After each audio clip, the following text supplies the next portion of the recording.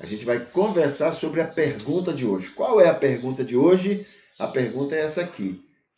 O que é fruto do Espírito Santo? O que é o fruto do Espírito Santo?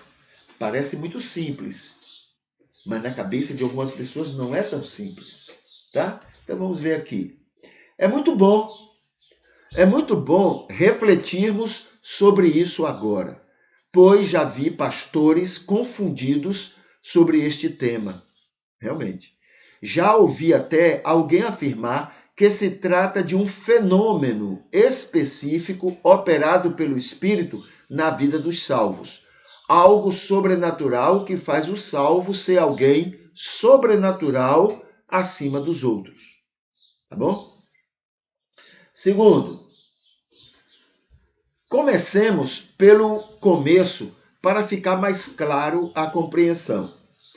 Antes de criar o ser humano, Deus sabia Deus sabia o que queria criar um ser que não fosse robô, que não fosse instintivo, mas que tivesse vontade própria, que tivesse livre arbítrio sobre sua vida. Alguém que fosse respeitado como pessoa e o que desejasse não fosse por interferência direto da divindade. Pessoa que tivesse vida própria. É o que Deus queria criar. Para tanto, antes de criar com sua onisciência, ficou sabendo sobre todas as possibilidades para isto, sobre todas as consequências disto e tudo que deveria providenciar para minimizar os prejuízos disto no máximo possível. Assim criou o ser humano, sua imagem e semelhança, e a graça salvadora, seu plano amoroso para resgatar o ser humano do mau uso desse imagem e semelhança. Então, o projeto dele criou o homem à sua imagem e semelhança para que esse homem fosse pessoa e tivesse vontade própria, e criou também a graça. A graça é um projeto, um plano para poder amenizar as consequências, né, desse homem com vontade própria, amenizar, inclusive, para a vida desses homens mesmo, né, nas consequências dessa imagem e semelhança. 4. Imagem e semelhança é a condição de saber bem sobre o bem e o mal, poder escolher entre um e outro e ser respeitado por Deus nesta sua vontade, entre outras atribuições que diferenciam o ser humano de qualquer animal irracional. Então, tudo que diferencia o homem, o ser humano, dos animais irracionais tem a ver com imagem e semelhança. E isso inclui, né, a autoridade que esse indivíduo tem de saber sobre o bem e o mal, escolher entre o bem e o mal. Meu instinto, ele pode pedir que eu queira isso, mas eu tomo a decisão de querer isso aqui, diferente dos animais irracionais. Eu decido, eu quero isso. Meu instinto pede isso, mas eu quero isso. Então, isso é por causa da imagem e semelhança. E também é a capacidade que a gente tem de ser respeitado por Deus na decisão que a gente toma. A decisão e as consequências dessas decisões. Tá bom? Quinto, com esta situação aconteceu a queda espiritual. E o homem e o imagem, veja só, com essa situação aconteceu a queda espiritual, né? E o imagem e semelhança do ser humano desceu ao nível mais baixo possível, fazendo as pessoas serem muito menos racionais, serem muito menos parecidas com Jesus, fazendo as pessoas serem mínimas em amor, benignidade, bondade, mansidão e outras características mais. Então, tinha isso tudo nesse nível, mas aí veio o pecado e tudo isso veio para o nível mais baixo possível, tá? Uma das ações previstas na graça é o Espírito Santo convencer todas as pessoas de sua situação de queda, desagradando a Deus e seus propósitos. Ele convence mesmo as pessoas, todo mundo.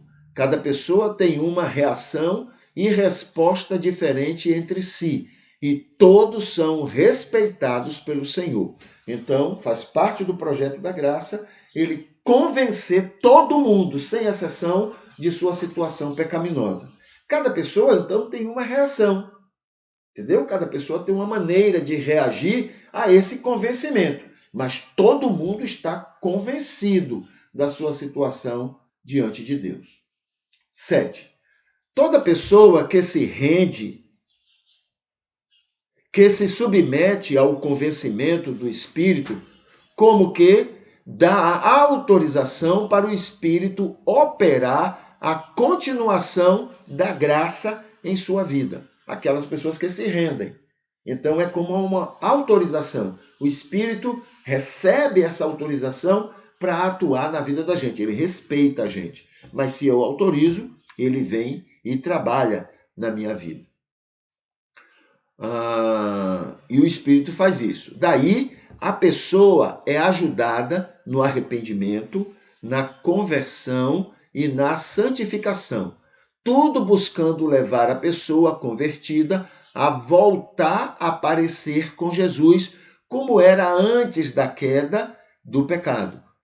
Isto se chama regeneração operada pelo Espírito. Então, quando eu permito, porque eu quero mudar minha vida, o Espírito vem e vai trabalhar o meu coração, trabalhar a minha alma e vai me regenerar. Então, o nível que estava abaixo do imagem e semelhança em mim, agora vai começar a voltar a crescer. Entendeu? Por causa da presença, da ação do Espírito na vida da gente. 8. Nesta regeneração é que acontece o fruto do Espírito.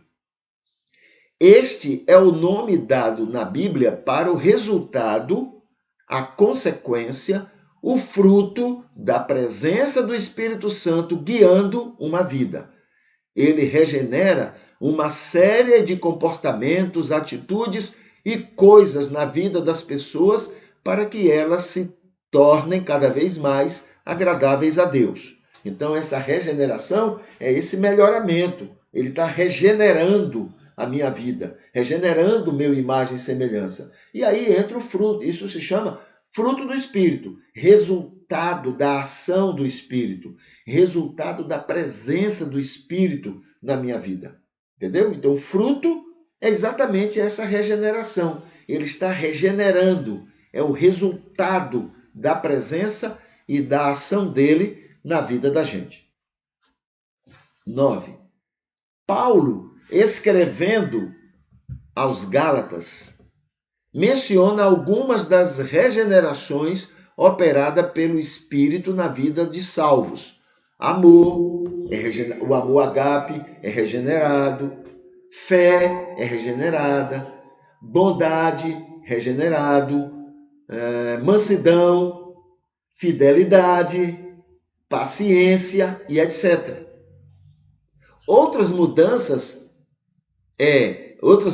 são fé salvadora é colocada em mim,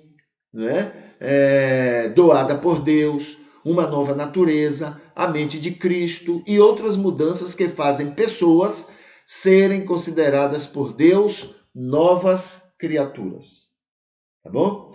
Assim, a regeneração é a ação do Espírito ao fazer parte da vida de uma pessoa. É o melhoramento que ele opera nesta vida. Entre estes melhoramentos está o que Paulo chama de fruto do Espírito.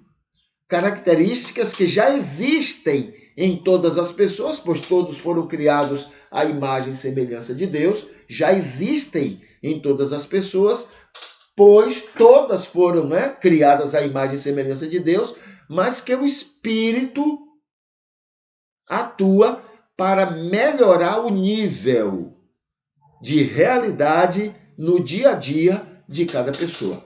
Tá bom? Então ele vai trabalhando isso e vai melhorando essa situação na vida da gente. Isso é o fruto do Espírito. É parte da regeneração que ele opera na vida da gente. Tá bom? Então, esses são itens da resposta para essa pergunta.